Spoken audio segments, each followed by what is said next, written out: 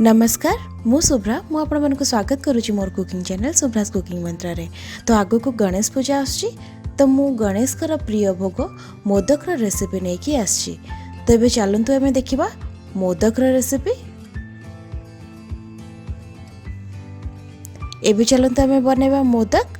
तो मोदक बनेबा पई कि हमको आवश्यक सामग्री गुडी को होउची मु 1 लीटर कंचा क्षीर नैची, फुल फैट वाला क्षीर, अल्प किछि केसर नैची, अल्प किछि गुजराती गुंड नैची, अल्प किछि पिस्ता को एमती चॉप करके रखिछि, 2 चम्मच विनेगर नैची और चीनी को गुंड करके रखिछि, आउ किछि काजू को चॉप करके रखिछि। तो चलो जीवा हम नेक्स्ट स्टेप को। तो मु गैस ऑन करूछि। मु ऑलरेडी क्षीर वेसल रे दे देथिली से कंचा क्षीर। तो आम कंचा क्षीर टा फुटवा कि वेट करवा। तो आम क्षीर कंटिन्यूअसली एमती गोलौथिबा कहीं क्षीर उपरे सर आसीगले छेनाटा एते भल बाहर ना। तो आम एटा एमती कंटिन्यूअसली ही गोलौथिबा।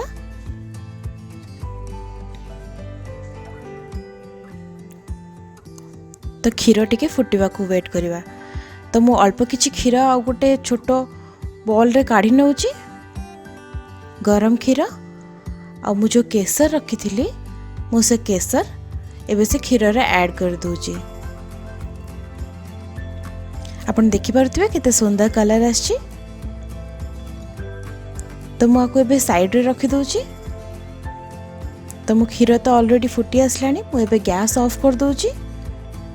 गैस ऑफ करके मु जो विनेगर नहीं से मु 2 चम्मच पानी मिसई की रखी। 2 चम्मच विनेगर रे 2 चम्मच पानी। पानी मिसेवा द्वारा छेनाटा एते शक्त हबनी, बहुत सॉफ्ट छेना बाहरिबो।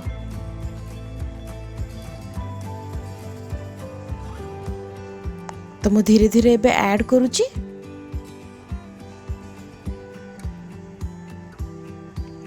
धीरे धीरे सबू मु ऐड कर देली विनेगर।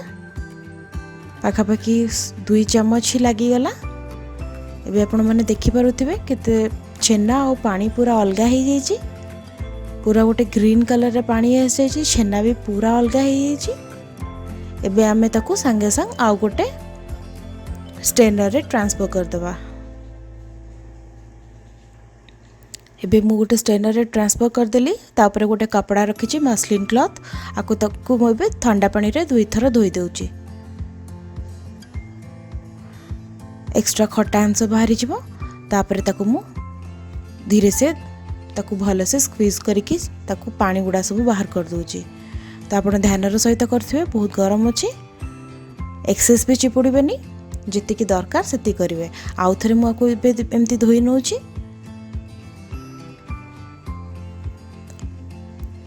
भल से ताकू चिपुड़ी की ताकू एबे किछि समय गोटे जगह रे मु झुले देबी। एमती मु गोटे कपबोर्ड रे 30 रु 1 घंटा पर्यंत मु एमती ताकू हैंग करके रखिबी।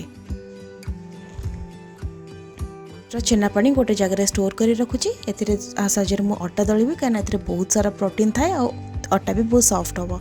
तो एठी मोर छेना भी हेई आछि। तो मु बाकी आधा घंटा हेई जाइछि। मु ताकू आ गोटे प्लेट रे ट्रांसफर कर दूची। तो एटा को मु जेमती रसगोला पाई कि आमे जेमती ही ताकू स्मैश करू, जेमती कि हल्का करू दळू, आमे आटा रो सॉफ्ट डो टाइप रो जेमती करू सेमती मु ताकू पापुली सहायता रे एमती दळी नेबे।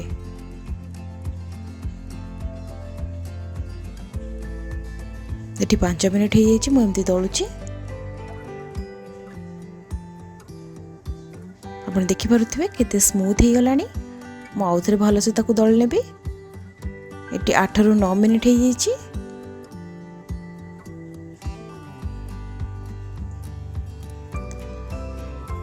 एबे मु जो चीनी गुंड करी रखी थी मु एबे सेटा ऐड करी।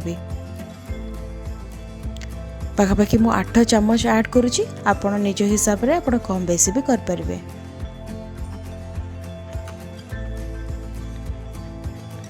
आउ थरे मु भलो से दुईटा जाक मिसई कि आउ थरे एमती दळी नेबी जेमती कि पूरा छेना और चीनी पूरा भल भाव मिसीज।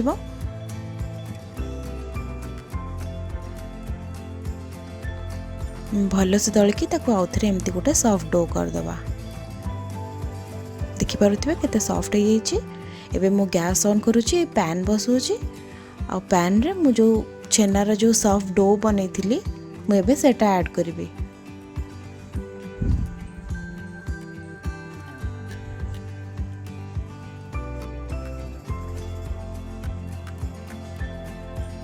मु एबे सेटा ऐड करुच्ची डो।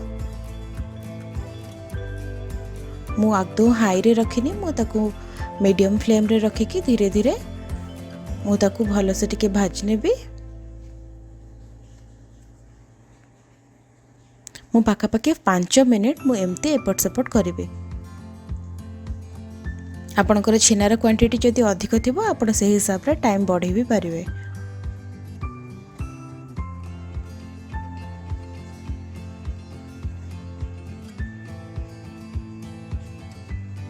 अपन देखिथिबे भाजी हो जाइए। मु एबे गोटे प्लेट रे ट्रांसफर कर दोची। एबे मु गोटे ताकू ब्लेंडर जार रे टिके ठंडा हो जाइए मोर, तो मु एगो ब्लेंडर जार रे ऐड करूची। तो भल से ब्लेंड करने भी। एबे देखि परथिबे केते सॉफ्ट हो जाइए, केते हल्का हो जाइए। मु आको आउ थरे ट्रांसफर कर दोची।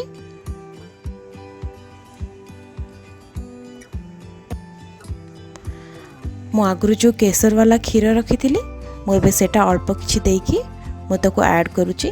गोटे स्मूथ डो बनौची। आपण बेसी ऐड करेंगे, बेसी पतला हो गले भी आपन को प्रॉब्लम होबो मोदक करिया पई की, तो आपण सेटा देखिके ऐड करेंगे। तो मैं एटा भल से एबे मिसई नेबी।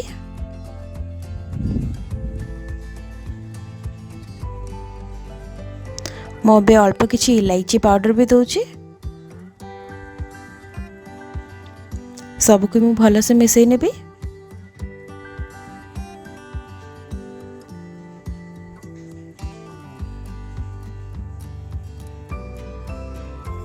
तो तापरे मु एमती गोटे किछि नौची छांच नौची जोटा कि मार्केट रे बहुत इजीली अवेलेबल थाए।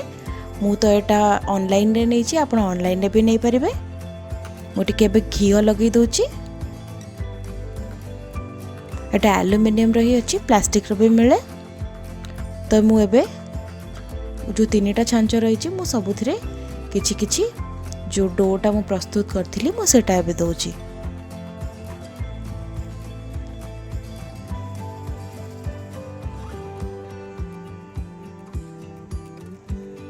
पिस्ता, काजू आउ मु जो रखी थी मु इलायची पाउडर सबको मु मझिरे अल्प अल्प किछि स्टफिंग्स दे देबी। तबे मु एटा को क्लोज कर दोची। मु प्रेस कला परे तळाटा को मु एमती क्लोज कर दोची। तापरे साइड रे जहाँ भी एक्स्ट्राज अच्छे सेगुड़ा सब बाहर कर दोची। आपण एमती ही कर देबे। पूरा कंप्लीट हो जाइए। एबे मु धीरे से ताको ओपन करूची। आपण देखि पारुथिबे केते सुंदर मोदक हेची, बहुत ही सुंदर हेची। मु एई भली सबुतिक कर देबी। मु ऑलरेडी 3टी मोदक करि सारी छी। मोर एक्चुअली एटा सुखी जाइछि टिके, तो जदि आपन को फील हबो जे एटा सुखी जाउछि तो आपण एथरे आउ अल्प किछि जो केसर क्षीर रखिथिले सेटा ऐड करके आउ थरे ताकू पुणी आग भलिया सेट कर देबे जति कि आपन को दरकार।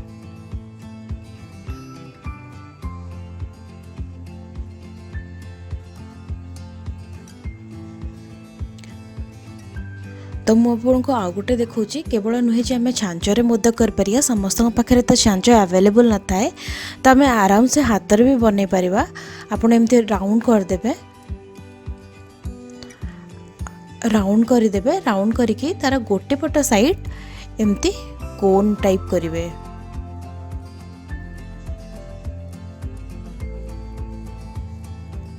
धीरे धीरे एमती हाथ रे ताको कोन टाइप करिवे। आपण देखंतु मु केमते करूची। एमती ही गोटे सेफ देबे, ताको कोन टाइप रे करले आपण। तापरे आपण को घरे कंटा चामच थिबो, आपण ताको धीरे धीरे सबु साइड रे प्रेस कर देबे। प्रेस कला भितर टिके सेफ टिके एपट सेपट होइथिबो आपण आउथरे ताको हाथ रे साइज करते आपण देखि पड़थिबो केते सुंदर मोदक हिची। एबे रेडी हिची हमर सब मोदक जहा कि हमें गणेश पूजा रे भगवान को पाखे पूजा पे लगे परिवा। मु आशा करछि आपन को ए वीडियोटे बहुत भल लागिथिबो। बहुत ही इजी प्रोसेस गणेश पूजा काली तो आपण निहाती ए मोदक बनांतु गणेश को पाखे भोग लगांतु। आ आपन को केमती लागिला आपनकर मतामत मते कमेंट सेक्शन में जणांतु। Thank you.